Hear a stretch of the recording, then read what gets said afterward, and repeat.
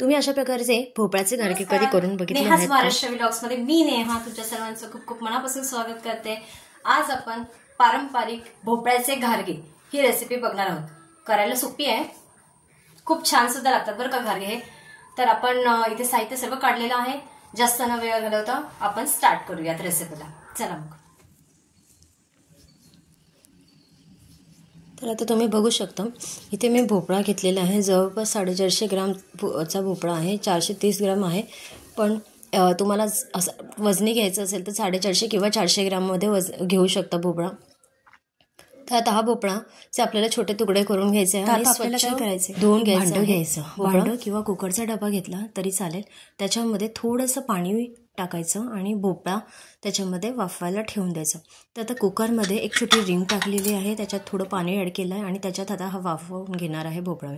आता वाफवून झालेला आहे, 2 शिट्ट्या घेतल्या आहेत मी कुकरच्या। आता हे त्याच्यातलं एक्स्ट्राचं जे पाणी आहे ते आपल्याला काढून टाकायचं आहे सेपरेटली। आणि या पाण्याचा वापर तुम्ही कणकेला किंवा भाजीमध्ये वगैरे करू शकता, हे पाणी फेकून द्यायची काहीही गरज नाही। तर आता त्यानंतर तुम्ही बोटाच्या साहाय्याने किंवा चमच्याच्या साहाय्याने सालीचा गर सर्व काढून साल आपल्याला सेपरेट करायचं आहे। अशा प्रकारे भोपळा वाफवून घेतल्याने काय होतं, सालीचा जो गर असतो तो जास्त प्रमाणात वायासुद्धा जात नाही। तेही खूप सोपी आणि अशा प्रकारे जेव्हा गरम असतो ना भोपळा तेव्हाच आपल्याला थोडा हाताने स्मॅश करायचा आहे। आता मी थोडासा हाताने चुरून घेत आहे, कारण हाताने काम लवकर होतं म्हणून। जर तुम्हाला हात चटका बसत असेल किंवा हाताने स्मॅश करायचा नसेल तर तुम्ही स्मॅशरच्या साहाय्याने सुद्धा हा भोपळा थोडासा बारीक करून घेऊ शकता। तर आता गरम असतानाच ना आपल्याला इथे गूळ टाकायचा आहे। तर इथे मी 430 ग्रॅम लाल भोपळा होता, त्याच्यासाठी मी 300 ग्रॅम गूळ घेणार आहे। 280 ते 300 ग्रामपर्यंत तुम्ही इथे गुळाचा वापर कमी जास्त गोडीप्रमाणे करू शकता। आणि आता मी स्मॅशरच्या साहाय्याने हे सगळं एकजीव करून घेणार आहे। याच्यातल्या गुळाच्या गुठळ्या आपल्याला फोडून घ्यायच्या आहेत। 10 मिनिटांसाठी हे मी साईडला ठेवून देणार आहे। 10 मिनिटं झालेली आहे। 10 मिनिटांनी परत एकदा मी स्मॅशरच्या साहाय्याने किंवा आता हाताच्या साहाय्याने आपण त्यातला जो गुळ आहे तो व्यवस्थित आपण फोडून घेऊ आणि मिश्रण एकजीव करून घेऊयात। आता हे मिश्रण काय करायचं, एका मोठ्या ताटामध्ये किंवा परातीमध्ये काढून घ्यायचं। त्याच्यामध्ये आपल्याला थोडी खसखस ॲड करायची आहे। त्यानंतर आपण थोडीशी वेलची पावडर ह्याच्यामध्येच ॲड करून घेणार आहोत आणि सगळं मिश्रण एकदा हलवून घ्यायचं, जेणेकरून वेलची पावडर आणि खसखस सगळीकडे लागली जाईल मिश्रणाला। आणि त्यानंतर आपल्याला इथे पिठं ॲड करायचे आहेत।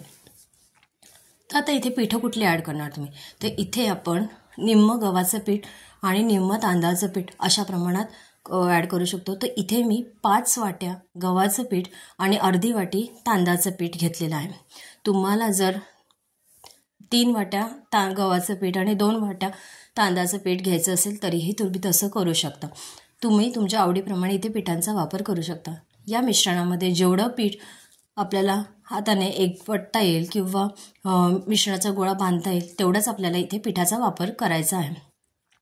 जर पीठ मळताना तुम्हाला असं वाटत असेल की आपलं हे मिश्रण किंवा हे पिठाचा गोळा पातळ झाला आहे, तर तुम्ही त्याच्यामध्ये अजून थोडासा गव्हाचं पीठ किंवा तांदळाचं पीठ ॲड करू शकता। बरं, तांदळाच्या पिठाच्या ऐवजी इथे रव्याचा वापरसुद्धा तुम्ही करू शकता, पण बारीक रवा इथे वापरायची गरज लागेल त्यासाठी। तर आता तुम्ही बघू शकता मी मगाशी 5 वाट्या गव्हाचं पीठ घेतलं होतं, मला सर्व पीठ इथे ॲड करावं लागलं आहे। तर आता अशा प्रकारे आपला गोळा पण बांधून होत आला आहे। शेवटी काय करायचं, थोडंसं हाताला तेल लावायचं, पीठ जास्त वेळ सुद्धा आपल्याला भिजवून ठेवायचं, बांधून घ्यायचं, कारण थोडंसं 10 मिनिटांसाठी गुळाचं सेट करायला आपण पाणी सुटून पातळ व्हायला हे मिश्रण तयार स्टार्ट होते। तर आता आपलं 10 मिनिटं झाली आहे। थोडंसं हाताला तेलाचा बोट घालून लावून आपण हे मिश्रण व्यवस्थित मळून घेऊयात आणि छोट्या छोट्या अशा गोळ्या करून घेऊयात आपण। आणि आता त्या थोडंसं तेलाचा मी हात लावून घेतला आहे पोळपाटला आणि अशा प्रकारे आता थोड्याशा जाडसर लाटी करून घेणार आहे। तुम्ही बघू शकता अशा जाडसर ठेवली आहे मी लाटी, एकदम पातळ ठेवलेली नाही आहे, जेणेकरून ना ती मस्त टम्म फुगते ही पुरी। आणि ह्या पुऱ्या ज्या आहेत ना आपल्या केलेल्या त्या खूप दिवस आरामात राहतात, जवळपास आठवडाभर या व्यवस्थित राहतात, तुम्ही जर हवाबंद डब्यात व्यवस्थित ठेवल्या तर। आता मी कढईमध्ये गॅसवर तेल तापायला ठेवलं होतं, त्याच्यात छोटासा एक गोळा घालून बघितलं की तेल तापलं आहे की नाही। गोळा वरती आला याचाच अर्थ आपलं तेल व्यवस्थित तापलं आहे। त्यानंतर आपल्याला पुऱ्या ज्या केलेल्या आहेत त्या याच्यामध्ये सोडायच्या आहेत। तर मी इथे काय केलं आहे, 4-4, 5-5 पुऱ्या करून घेतल्या आणि त्या तळून घेतलेल्या आहेत। कारण माझं हे मिश्रण जे होतं ते थोडंसं जास्त प्रमाणात होतं आणि मी थोडंसं लालसर रंगावर तळून घेतलं आहे, कारण मला अशा रंगावर जास्त आवडतं. तुम्ही थोडं कमी रंगावर जरी परतलं किंवा तळून घेतलं तरीही चालू शकतं. तर आता एक कणकेचा गोळा घेऊन मी पिठावर कशा प्रकारे लाटायचं आपल्याला ते दाखवते तुम्हाला.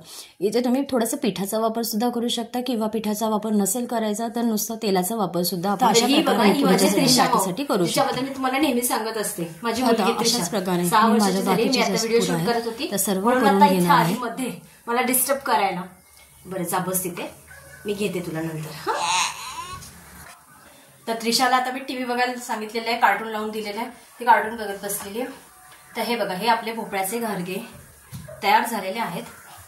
तर खूप छान लागतात हे घारगे. मी तुम्हाला सगळं साहित्य आणि प्रमाण वाटीच्या प्रमाणात मी सांगितलेलं आहे तुम्हाला, आणि वजन प्रमाण पण सांगितलेलं आहे. त्याप्रमाणे तुम्ही ही रेसिपी नक्की करून बघा आणि मला कशी वाटते ते सुद्धा कमेंट करून नक्की सांगा.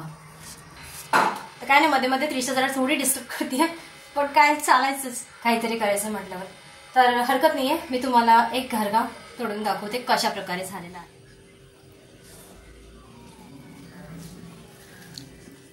तर हे बघा, मी अशा प्रकारे तुम्हाला आता तोडून दाखवते.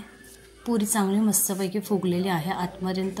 व्यवस्थित आपल्याला मंद गॅसवरच आपल्याला तळून घ्यायचे आहे. तुम्ही पण ही रेसिपी करून बघा. पुरी मस्त झालेली आहे, खाऊन नक्की बघा तुम्ही पण. भोपळ्याच्या घारग्यांचा व्हिडिओ तुम्हाला आवडला असेल तर एक लाईक नक्की करा, आणि जर तुम्ही नवीन असाल चॅनलवर आणि चॅनलला अजून सबस्क्राईब केलं नाही आहे तर नक्की सबस्क्राईब करा, आणि अशाच नवीन नवीन रेसिपीज मी तुमच्यापर्यंत पोचवत राहीन. Thank you so much.